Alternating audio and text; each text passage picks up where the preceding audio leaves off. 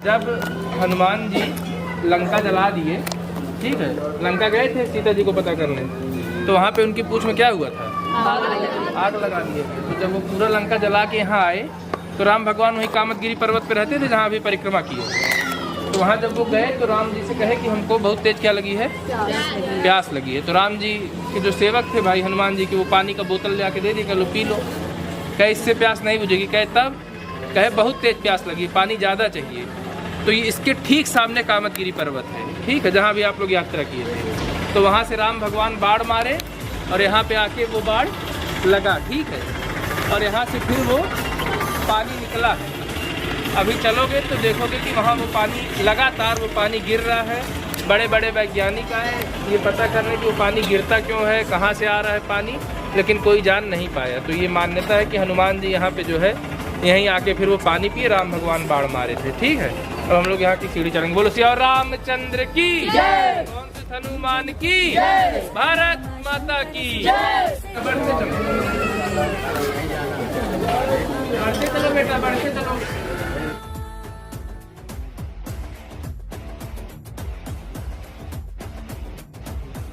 और ये हनुमान धारा की सीढ़ी, ऊंची ऊंची सीढ़ियाँ, और सब तो सब छात्र छात्राएं तो जो थके थके। और ये देखिए हमारे एक कार्यकर्ता क्या, हमारे मीडिया के बंधु हैं विशाल जी, और अब इनकी स्थिति आप स्वयं देखिए, ये अपने मुंह से ही बता रहे हैं कि इनकी क्या स्थिति है। मिस्टर दोस्तों, अभी हम सब 5-6 फीट 100-5000 जो भी फिट हो बहुत ऊंचाइयों पे हैं, और यहाँ पे आप नीचे वाला दृश्य अब आप जान लीजिए इनकी यह स्थिति है कि यह समझ नहीं पा रहे कि 5 फीट चढ़े हैं कि 1000 फीट चढ़े हैं कि 5000 फीट चढ़े हैं दोस्तों। और अब मुख से केवल एक ही नाम निकल रहा है, राम ही राम रटन लागी जिभिया। जय श्री राम बोल के इन्होंने अपनी बात समाप्त कर ली। इसी आनंद उत्सव के साथ हम लोग यह चित्रकूट यात्रा संपन्न कर रहे हैं। और अब आइए सुंदर हनुमान धारा का दर्शन हम लोग करें।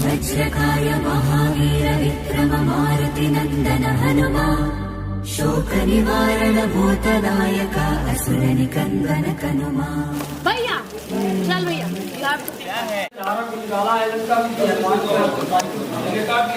लंका जलाने की जो गर्मी थी, ज्वाला थी, वो शांति नहीं होती। तो राम जी से हनुमान जी ने शांति मांगा है तो बाण मारा है।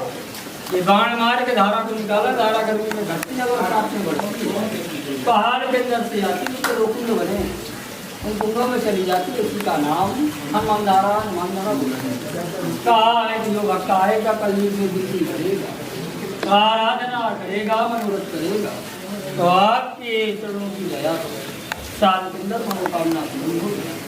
महाराज जी के यहाँ पूजन में 2.5 प्रोग्राम के 100 ग्राम के ये श्रृंगार में लगता है।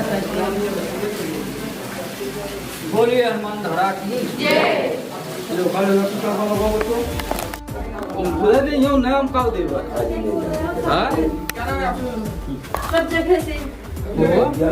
चलिए चला देखिए, आइए अभी बाकी है। तेजस्वी नावधीत मस्तु मा विद्विषावहै। ओम शांति शांति शांति। कहाँ घूमे भैया? भैया कहाँ घूमे आप? अच्छा, चित्रकूट में अभी पहाड़ पे मजा आया एकदम? कल पता चलेगा जो मजा आ जाए। अच्छा, पैर और एकदम ठीक है? इसके पहले कभी पहाड़ पे आए थे? अच्छा चलो, बहुत चलो, भोजन करो सब एकदम।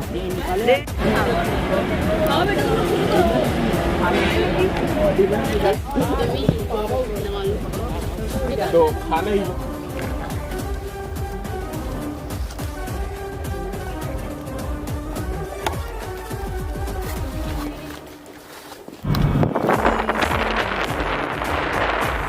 सुंदर फूल खिला था, उस फूल को इकट्ठा किया, और उस फूल को इकट्ठा करके क्या किया, माता सीता जी को यहाँ फटिक शिला पे बैठाए और उनका श्रृंगार करना शुरू किया, ठीक है। उस कर ही रहे थे तो इंद्र का बेटा था जयंत, क्या नाम था उसका?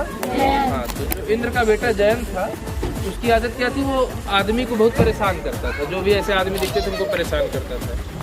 तो उसके मन में आया कि ये सीता माँ भी जो है, चलो ये भगवान नहीं हो सकते, राम भगवान नहीं हो सकते, तो चेक करने के लिए आया। लोग उसको मना किए कि मत जाओ, माना नहीं। और जब आए तो राम भगवान सीता जी का श्रृंगार कर रहे थे फूलों से, और जब चोट मार दिया तो उनके पैर से खून गिरने लगा, और वो खून गिरते गिरते गिरते गिरते क्या हुआ, पूरे राम भगवान के पैरों में लग गया। अब जब राम भगवान के पैरों में वो खून लग गया तो राम भगवान को गुस्सा आई कि भाई ये किसने किया। तो यहाँ पे कुछ था नहीं, तो घास का एक टुकड़ा उठाया और उसी की बाड़ बना के कौए के पीछे छोड़ दिए।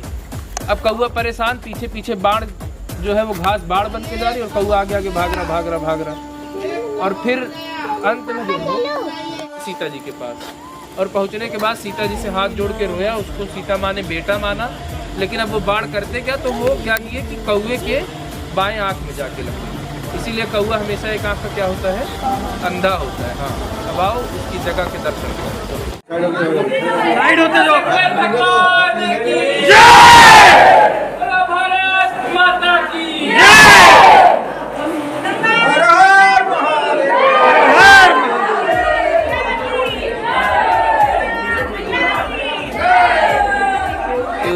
धन्यवाद है, शुभकामना है। बहुत सुंदर ही चित्रकूट की यात्रा लगभग अपने विराम पे है।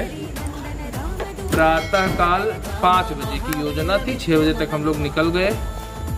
माल्यार्पण तिलक के बाद पूरी पूर्ण परिक्रमा कामदगिरी पर्वत की करने के बाद हनुमान धारा दर्शन सीढ़ी के माध्यम से, दर्शनोपरांत सीता रसोई, और उसके बाद गुप्त गोदावरी में बच्चों ने खूब आनंद लिया। माँ का खूब जल में इन लोगों ने खेला, बहुत सुखद आनंद की अनुभूति की। और अभी फटिक शिला पे ये लोग आए हैं, बड़ी सुंदर इन लोगों ने कहानी सुनी इंद्र के बेटे जयंत की, कि किस प्रकार से राम भगवान ने पुष्पों से श्रृंगार किया, और इंद्र का बेटा जयंत कौआ का रूप धारण करके माता सीता के पैर में चोट मारता है और रक्त प्रवाह होता है।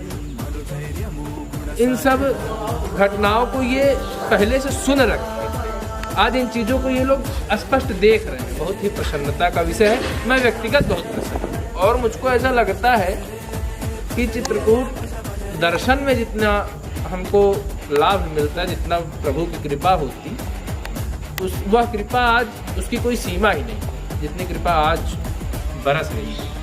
यह निश्चित ही इन छात्र छात्राओं का भी आप देखिए, उन लोग बहुत सुंदर छायांकन करा रहे हैं। और अभी पुनः यहाँ से हम लोग रामघाट जाएंगे, क्योंकि चित्रकूट के धाम पर भई संतन, चित्रकूट के घाट पर भई संतन की भीड़, तुलसीदास चंदन की सै तिलक करे रघुवीर। और जब तक रामघाट नहीं आएंगे तो इन बच्चों की यात्रा अधूरी होगी।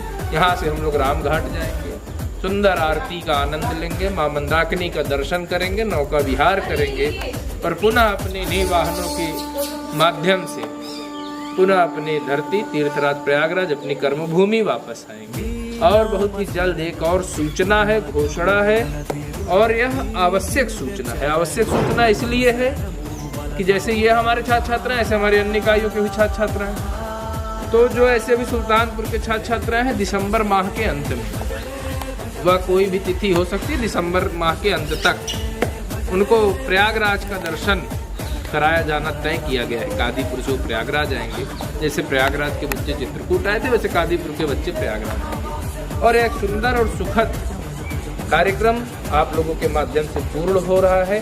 बहुत शुभकामनाएं हैं, बहुत धन्यवाद है।